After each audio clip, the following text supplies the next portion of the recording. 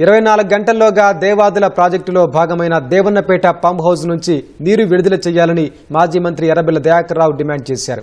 తమ హయాంలో 3వ దశ కింద 1494 కోట్ల రూపాయలతో పనులు పూర్తి చేసినట్లు పేర్కొన్నారు. మోటార్లు సిద్ధమయ్యాయని అధికారులు చెబుతున్నారని, మంత్రుల పర్యటన కోసం పంప్ హౌస్ ఆన్ చేయకుండా ఆపుతున్నారని ఎర్రబెల్లి ఆగ్రహం వ్యక్తం చేశారు.